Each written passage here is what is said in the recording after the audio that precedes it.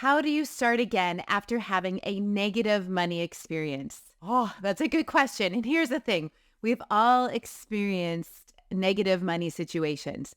It could have been we overspent during the holidays buying presents. We went on a lavish vacation and just ignored what was being charged on our credit card.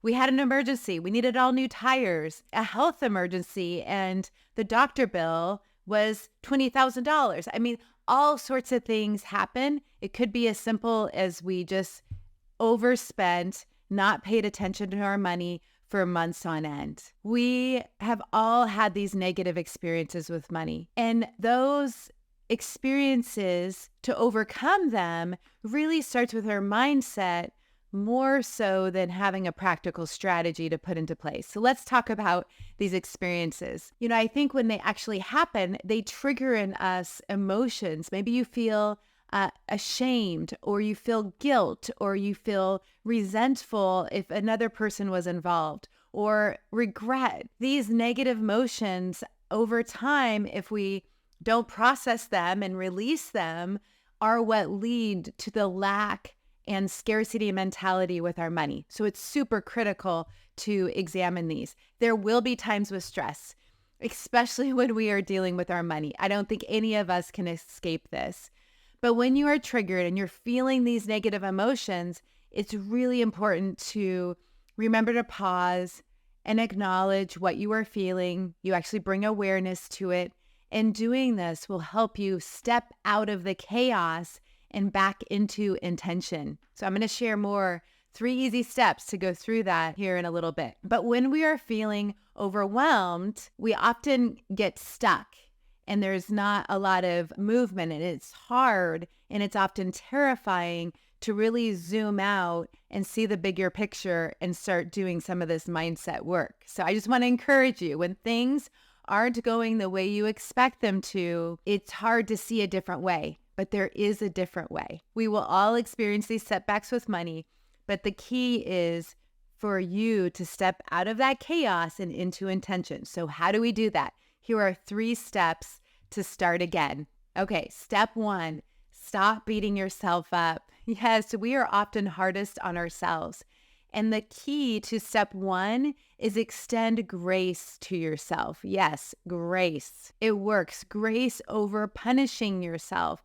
Grace over beating yourself up. Grace works. Grace neutralizes the situation. And part of grace is being able to see what the situation was, state the facts. Here it is. And more importantly, what did I learn from that? What's a lesson I can glean from going through that negative experience? Because if you're not taking the lessons, if you're not learning from your past mistakes, oftentimes those are the things that will reappear over and over again in our lives. So I think it's really important to take the learning from the situation and neutralize the emotions. I think if you can start getting into facts, maybe even journal about it, it can really help you decipher, I needed to learn this lesson. All right, I learned it. I'm moving on.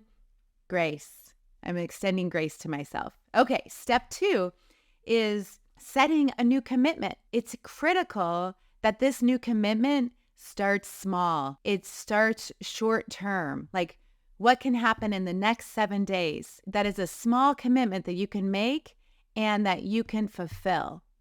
I think we often fail in our resolutions in setting goals because they are too big and lofty, and we make a mistake and get disappointed and beat ourselves up, and we don't get back on track. So the key to goals, the key to making progress, the key to starting that momentum again, because the key is, how do you start momentum and then maintain momentum? But it's with that commitment. It's to decide, and to decide is to cut off all other options. But make that commitment something small and doable. So for example, this could be, hey, for the next 7 days, I am really going to track how I spend my money.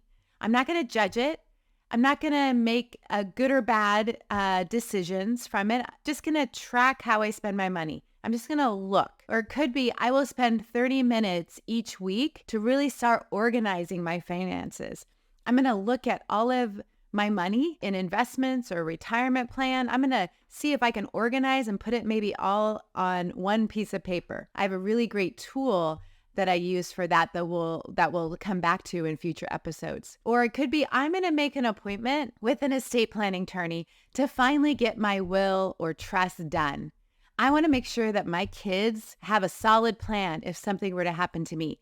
So my small commitment is I'm going to make a call to the attorney's office. I'm just going to schedule the appointment. That's all I'm going to do. And then step 3 is you do it. You take action.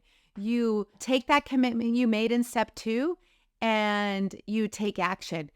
A really helpful piece of this is share what that action step is. Share what that commitment is to a partner, to a friend, to accountability coach. Could be your financial advisor, your financial coach. Let me share with you a story that I think will drive this home. So my daughter, she's almost 21.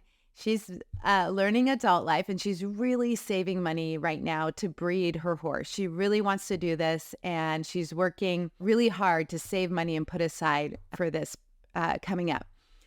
Now, we just got through the holidays, and she overspent. She spent some of her savings because she is a gift giver. Like, her love language is gifts, and she just really wanted to spoil her friends, her family, and buy gifts for everyone.